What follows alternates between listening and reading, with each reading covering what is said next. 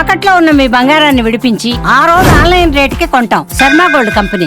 నమస్కారం, welcome to Suman TV. నేను గీతాంజలి. వారాహి నవరాత్రుల్లో భాగంగా 7వ రోజు అమ్మవారిని ఏ విధంగా కొలుచుకోవాలి, అమ్మవారి రూప విశిష్టత, అలాగే అమ్మవారికి సమర్పించవలసినటువంటి నైవేద్యం, అమ్మవారికి ఏవి ప్రీతిగా మనం సమర్పిస్తే అమ్మ అనుగ్రహిస్తుంది తెలుసుకుందాం. ఈ వివరాలు వివరించేందుకు ప్రస్తుతం మనతో పాటు ఉన్నారు ప్రముఖ జ్యోతిషులు బ్రహ్మశ్రీ నందిభట్ల శ్రీహరి శర్మ గురువు గారు. వారితో మాట్లాడదాం. గురుగారు నమస్కారం అండి.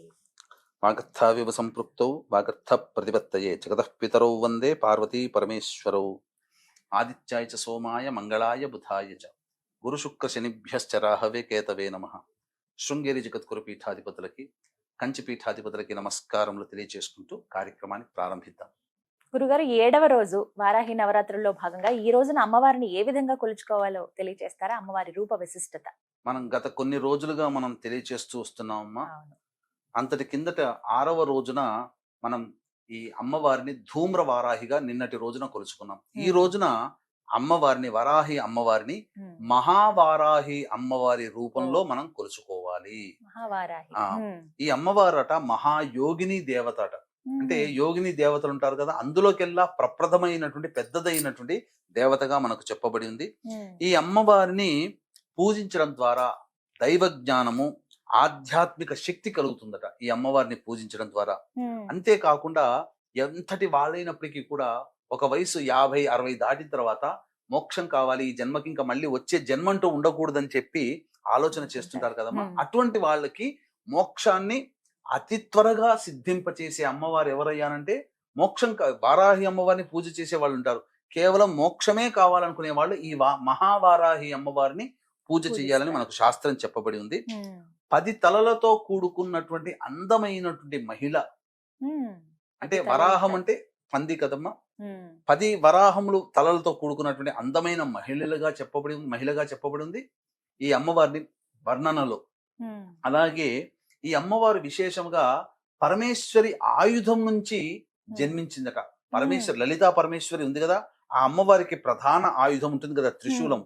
ఆ ఆయుధం నుంచి జన్మించినటువంటి అమ్మవారు ఈ మహావారాహి అమ్మవారు. అలాగే ఈ అమ్మవారి యొక్క వాహనము సింహవాహనమట. అంతేకాకుండా ఇక్కడ ఒక గమ్మత్తైన విషయం ఏంటంటే, ప్రత్యేకించి పురుషులు ఎవరైతే ఈ అమ్మవారిని ఉపాసన చేస్తారో, పూజ చేస్తారో, ఈ అమ్మవారికి సంబంధించిన హోమం చేసుకుంటారో వాళ్ళకి ప్రత్యేకంగా పురుషులకు ఉండేటువంటి సమస్త కోరికల్ని నెరవేరుస్తుందట ఈ అమ్మవారు. పురుషుల కోరికలను నెరవేర్చే దేవతగా ఈ మహావారాహి అమ్మవారిని మనం కొనియాడడం జరగచ్చు. అలాగే మనము అమ్మవారి యొక్క దుర్గా నవరాత్రులు కావచ్చు, ఇంకేదైనా నవరాత్రుల్లో అన్ని కూరగాయలు కలిపి శాకంబరి ఉత్సవం చేస్తాం కదా.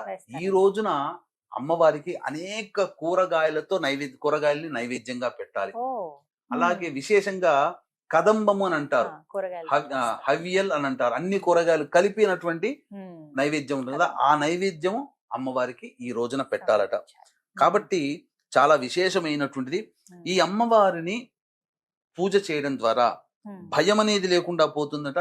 కష్టములన్నీ కూడాను నివారింపబడతాయట. సంతోషం కలుగుతుంది. ప్రపంచంలో దుర్భిక్షం, కరువు, కాటకాలు వచ్చినప్పుడు ఈ అమ్మవారిని, మహావారాహి అమ్మవారిని పూజిస్తే సకల శుభాలు కలుగుతాయని చెప్పి మనకు శాస్త్రం చెప్పబడి ఉంది. కాబట్టి వీక్షించేటువంటి ప్రేక్షకుల్లో ఈ రోజున, ఈ 7వ రోజున అన్ని రకాల కూరగాయల్ని నైవేద్యంగా పెట్టాలి, లేదా అన్ని రకాల కూరగాయలు కలిపి వండినటువంటి కదంబాన్ని నైవేద్యంగా పెట్టాలి.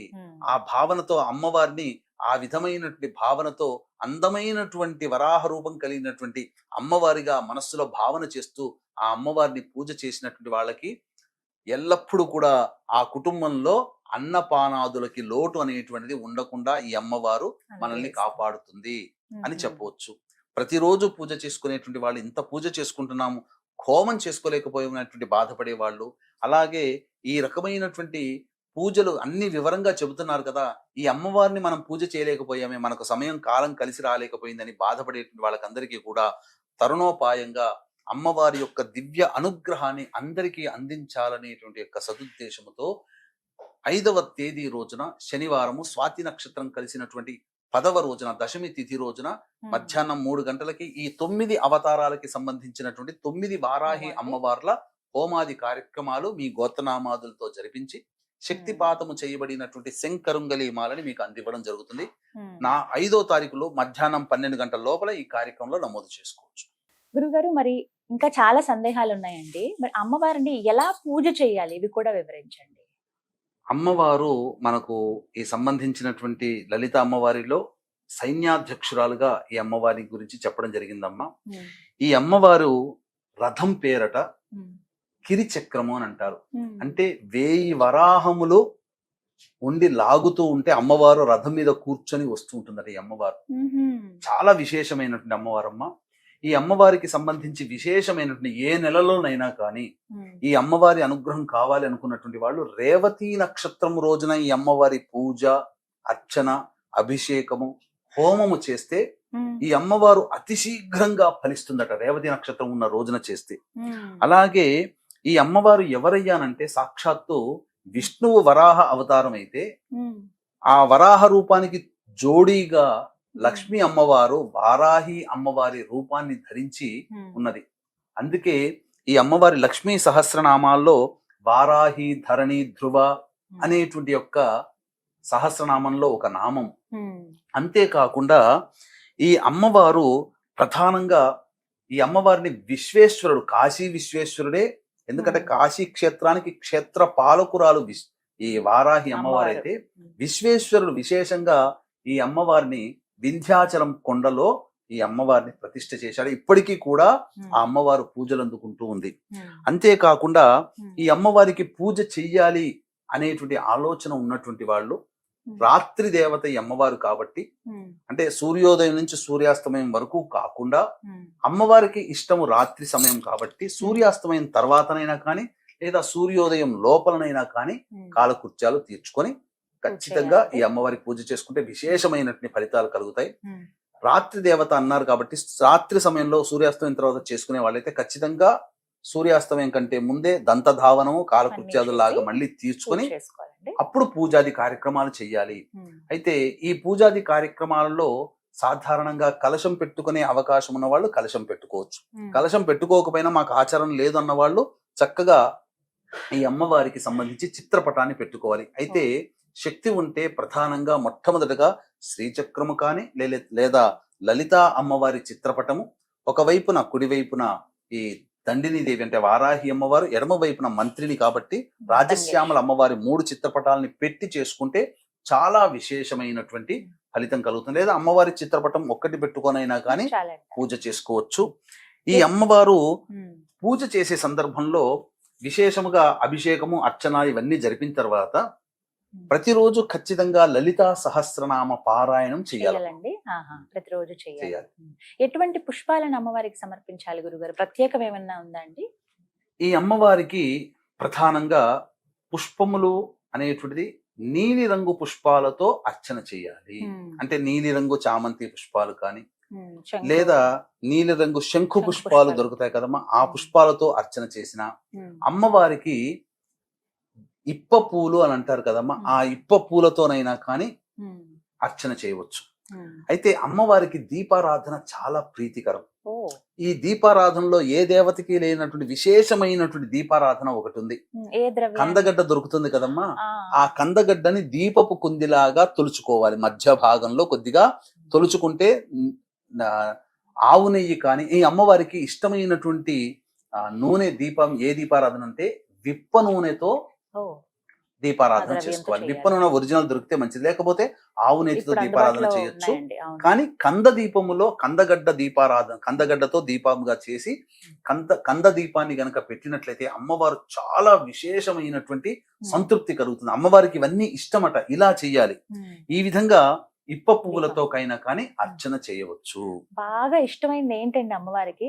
ఎవరైతే ఈ నవరాత్రులు చేస్తున్నారో ఖచ్చితంగా ఇవి అమ్మకి సమర్పిస్తే ఇక అమ్మవారి అనుగ్రహం ఖచ్చితంగా కలుగుతుంది అనేటువంటిది ఏదన్నా ఉందా అసలు?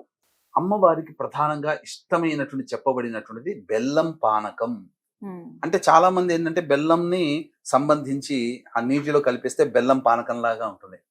కానీ రాజమండ్రి ఆ చుట్టుపక్కల జిల్లాల్లో ఉన్నటువంటి వాళ్ళకి బెల్లం పాకము అని అంటే ఆ బెల్లం తయారు కాకముందు తేనెలాగా ఒకటి ఊరుతుంది, చిక్కగా ఉంటుంది. దాన్ని నైవేద్యంగా పెట్టవచ్చు, లేదా తేనెనైనా నైవేద్యంగా పెట్టవచ్చు. అమ్మవారికి నువ్వుల లడ్డూలు చాలా ఇష్టం. ఉమ్, ఇలాచీ పొడి, ఉమ్, అలాగే నేతితో వేయించినటువంటి నువ్వుల లడ్డూలు పెట్టిన అమ్మవారికి చాలా ప్రీతికరం. ఉమ్, అంతేకాకుండా ఎర్రటి పండ్లు అంటే దానిమ్మ పండ్లు ఒలిచి గింజలు ఒలిచి పెట్టాలి. ఉమ్. చిలకడ దుంప దొరుకుతుంది కదమ్మా ఈ అవును, సమయంలో. దొరుకుతుంది. ఆ చిలకడ దుంప కూడా నైవేద్యంగా పెట్టినా ఉమ్, ఈ నైవేద్యాలు పెట్టాలట అమ్మవారికి. ఉమ్, విశేషంగా అమ్మవారు చాలా సంతృప్తి చెందుతుంది. ఉమ్, అంతేకాకుండా ఉమ్, చక్కగా ఈ అమ్మవారికి విప్ప పూలను కూడా నైవేద్యంగా పెట్టవచ్చు. ఉమ్, మరీ విశేషముగా పనస పండ్లని కూడా నైవేద్యంగా పెట్టమన్నది శాస్త్రం. ఉమ్. వీక్షించేటువంటి ప్రేక్షకులకి ఇప్పుడు ఒక అద్భుతమైన ఈ సంవత్సరం వచ్చే వారాహి నవరాత్రులకి అద్భుతమైనటువంటి యోగ మాలిక ఏమిటంటే, ఆషాఢ మాసం మొదటి రోజు ఏదైతే ఉందో ఆ పాడ్యమి తిథి రోజు ఆరుద్ర నక్షత్రం ఉంది. ఈ 9 రోజుల నవరాత్రులు అయిపోయిన తర్వాత శుక్రవారం నాడు తీయకూడదు, అమ్మవారు ఉద్వాసన చెప్పకూడదు. కాబట్టి 10వ రోజు అయినటువంటి దశమి తిథి రోజున ఉన్న నక్షత్రము కూడా గొప్పదైనటువంటి స్వాతి నక్షత్రం. కాబట్టి ఈ ఆరుద్ర నక్షత్రం స్వాతి నక్షత్రానికి అధిపతి ఎవరు? రాహువే. ఈ యొక్క సమస్త లోకానికి కూడా రాహు యొక్క కవర్లో ఉంది, అండర్ కవర్లో ఉంది. కాబట్టి రాహు అనుగ్రహం కలిగిందంటే అత్యంత శీఘ్రముగా ఫలితాలు కలుగుతాయి. అద్భుతమైనటువంటి రోజున ఈ స్వాతి నక్షత్రం రోజున ముగింపు కూడా పలుకుతుంది. కాబట్టి చక్కగా ఈ వారాహి నవరాత్రుల్లో ఎవరైతే చేసుకుంటారో, ఎవరైతే పూజ చేసుకుంటారో, ఎవరైతే పూజ చేసుకోకపోయినా హోమంలో జరిగే హోమంలో పాల్గొంటారో వారి యొక్క సంకల్పం అతి శీఘ్రంగా నెరవేరుతుందని చెప్పడంలో ఏమాత్రం సందేహం లేదు. ఇది చాలా యాదృచ్ఛికంగా కాకతాళీయంగా కలిసినటువంటి అద్భుతమైన యోగ మాలిక. రాహు నక్షత్రంతో మొదలై రాహు నక్షత్రంతో ఎండ్ అవుతుంది అని చెప్పవచ్చు. ఎందుకంటేనమ్మా రాహు స్వరూపం అంటే దేహమంతా ఉంటుంది, తలకాయ మాత్రం ఉండదు. వారాహి అమ్మవారు కూడా ఈ సంబంధించి చూసుకుంటే దేహమంతా స్త్రీ రూపం, కేవలం తలకాయ మాత్రం వరాహ రూపం. అలా రాహు స్వరూపముగా మనకు అమ్మవారు ఈ సంవత్సరం అనుగ్రహిస్తుంది. గురుగారు, అమ్మవారికి ధూపం అంటే చాలా ఇష్టం అని విన్నాను. ఎటువంటి ద్రవ్యాలు వేయాలి అందులో? ధూపం అంటే కేవలం మనకి మార్కెట్లో ఇప్పుడు దొరికేటువంటి ధూపమేనా? అసలు ఎలాంటిది ఇష్టం అమ్మవారికి? మనకు ఏ దేవతకైనా కానీ ప్రత్యేకంగా అసలు అమ్మవారు అంటేనే ధూప ప్రియురాలు. కానీ ఈ ఒక్కొక్క అమ్మవారికి కొన్ని కొన్ని వస్తువులు వాడమని చెప్పబడి ఉంటే, ఈ వారాహి అమ్మవారికి చెప్పబడినటువంటి ధూప ద్రవ్యాలు సాధారణంగా బయట దొరుకుతాయి.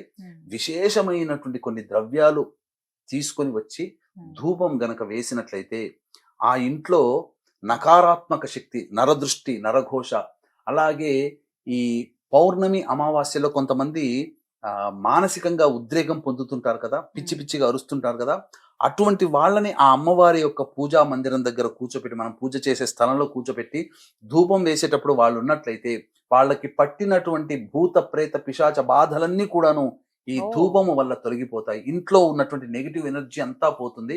కాబట్టి వారాహి అమ్మవారికి విశేషముగా ధూప ప్రియురాలు.